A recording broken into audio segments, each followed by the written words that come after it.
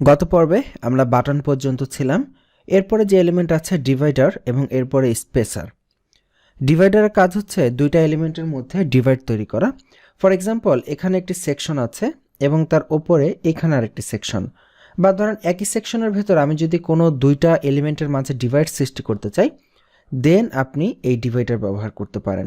যেমন এই যে সবার ওপরে আমি যদি এখানে ফেরত যাই, এইখানে আমার একটি এলিমেন্ট আছে। আমি আমাদের বোঝার সুবিধার্থে এই এলিমেন্টটাকে একটু শর্ট করে দিচ্ছি। এখান থেকে আমি ধরেন ছবিটা আছে, ছবিটা সহই কেটে দিই, দরকার নেই ছবি। আচ্ছা, এটা হচ্ছে আমাদের একটা সেকশন। তো মনে করুন এর নিচে আমি আরেকটা বাটন নিয়ে আসলাম। এখানে আমি বাটনটা জাস্ট এর নিচে নিয়ে গেলাম, ব্লু বর্ডার চলে আসলো, ছেড়ে দিলাম বাটন। এখন আমি চাচ্ছি ওপরের এই যে সেকশনটা এবং নিচের, অর্থাৎ ওপরের এই পার্টটা এবং নিচের এই পার্টটা, এই দুইটার মাঝখানে একটা ডিভাইডার দিব। সিম্পলি আমি এখানে যাচ্ছি, এখান থেকে ডিভাইডারটাকে টেনে এই দুইটার মাঝামাঝি নিলেই দেখুন ব্লু এখানে মোটা দাগটা চলে এসেছে, ছেড়ে দিলাম। এই যে এখানে একটা ডিভাইডারের মতো জায়গা চলে আসলো এবং এখান থেকে আমাকে ডিভাইডারের টাইপ চুজ করতে হবে। এখানে দেখুন সলিড আছে, কার্লি আছে, এবং আপনি যদি এখানে নিচে যান ওয়েভি চেঞ্জ হলো। এরকম দেখেন এখানে প্রচুর পরিমাণ ডিজাইন রয়েছে, এখানে প্যাটার্ন, বিভিন্ন জিগজ্যাগ, এখানে দেখুন জিগজ্যাগ স্টাইলের ডিভাইডার। অর্থাৎ দুইটা প্যাটার্নের মাঝখানে, যে কোনো দুইটার মাঝখানে আপনি, এখানে আমি একই কলামের ভেতরে দুইটা এলিমেন্টের মাঝখানে ডিভাইডার দিয়েছি। তো আমরা কিছুক্ষণের মধ্যেই সেকশনও দেখব। তো এখান থেকে আপনি চাইলে ডিভাইডারের ওয়েট কতটুকু হবে সেটা কন্ট্রোল করতে পারেন, ডিভাইডারের অ্যালাইনমেন্ট কন্ট্রোল করা যায়, এবং ডিভাইডারের মাঝখানে আপনি যদি চান তাহলে টেক্সটও অ্যাড করতে পারবেন। যেমন ধরুন আমি যদি এখানে লিখি, যেমন এসইও, দেখুন আপনি যদি মাঝখানে কোনো টেক্সট লেখেন তাহলে দুই পাশে দুই ডিভাইডার চলে আসবে, মাঝখানে সেই টেক্সট চলে আসবে। এইভাবে আপনি দুইটা এলিমেন্টের মাঝখানে ডিভাইডার ব্যবহার করতে পারেন। এরপর আপনি এখানে স্টাইল ট্যাবে চলে যান, ডিভাইডারের কালার চেঞ্জ করতে পারবেন। এখানে ভ্যারাইটি রকমের কালার আছে। ডিভাইডারের আপনি ওয়েট চেঞ্জ করতে পারবেন, এটাকে মোটা চিকন করতে পারবেন। এরপর এটার সাইজ রয়েছে, ওপরে নিচে কতটুকু আসবে। এরপরে অ্যামাউন্ট, কতটুকু ঘন হবে কতটুকু পাতলা হবে আপনি দিতে পারেন। এরপরে গ্যাপিংগুলো, উপর নিচে গ্যাপিং দিতে পারেন। এরপরে আপনি যে টেক্সট দিয়েছেন সেই টেক্সটের কালারও এখান থেকে চেঞ্জ করতে পারবেন। আপনি এখানে আপনার ইচ্ছা মতো টেক্সটের কালার এখান থেকে আপনি চেঞ্জ করলেন, দেন আপনি টেক্সটের টাইপোগ্রাফি এখান থেকে চেঞ্জ করতে পারবেন। অর্থাৎ নট অনলি ডিভাইডার, আপনি ডিভাইডারের ভেতরে যে টেক্সট ব্যবহার করছেন, যে বিষয়গুলো আছে, এগুলো সবই এখান থেকে আপনি কন্ট্রোল করতে পারবেন। টেক্সটের সাইজও এখান থেকে কন্ট্রোল করা যাবে। খুবই সিম্পল।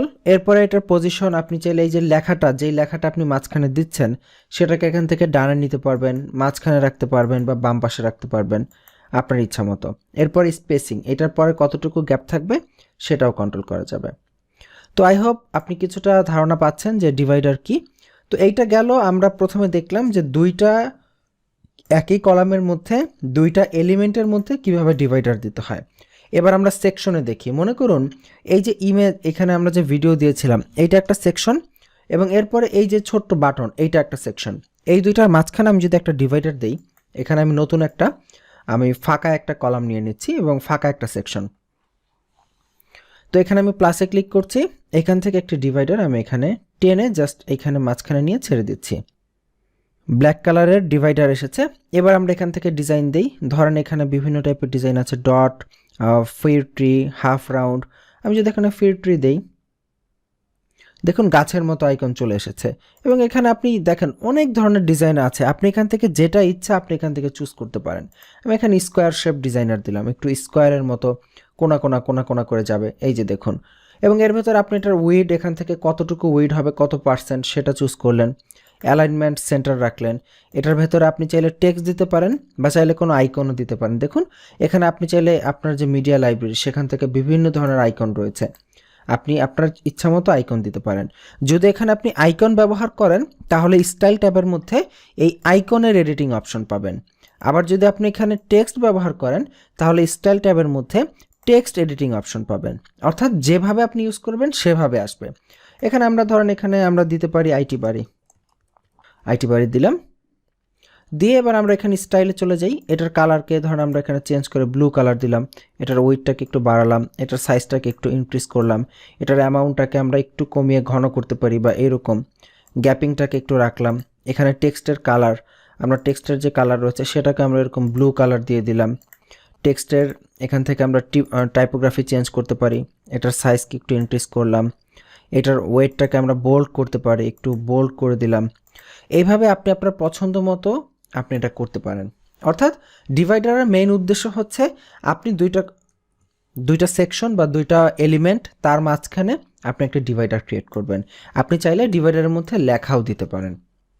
খুবই সিম্পল। এরপরে অ্যাডভান্স থেকে আপনি এটাকে মার্জিন, প্যাডিং, ডিভাইডারের বিভিন্ন অপশন, মোশন ইফেক্ট, ব্যাকগ্রাউন্ড দেয়া, বর্ডার দেয়া, এগুলো আপনি করতে পারেন। তো এরপরে কি আছে আমরা দেখি। ডিভাইডার পর আছে স্পেসার। স্পেসারের কাজ হচ্ছে জাস্ট ফাঁকা স্পেস তৈরি করা।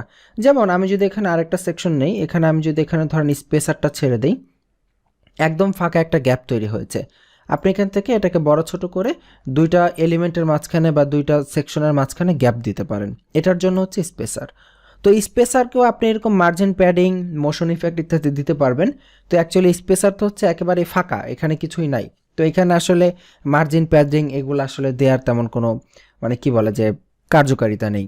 আপনি সিম্পলি স্পেসারকেই আপনি এখান থেকে ভ্যালু দিয়ে আপনি এখানে হাইট আপনি কন্ট্রোল করতে পারেন। ওকে, তো এরপরে কি আছে এলিমেন্ট? এরপরে এলিমেন্ট আছে গুগল ম্যাপস আইকন। তো আজকের পর্বটা আমরা আপাতত এখানেই রাখি, যেহেতু এই দুইটা হচ্ছে কাছাকাছি পর্যায়ের, একটি হচ্ছে ডিভাইডার, একটি হচ্ছে স্পেসার। তো এই পর্বটা এখানেই থাকলো। আগামী পর্বে ইনশাল্লাহ আমরা সামনের দিকে যাওয়ার চেষ্টা করব। এই দুইটা প্র্যাকটিস করে ফেলুন, খুবই সিম্পল ছিল। ভালো থাকবেন, আল্লাহ হাফিজ।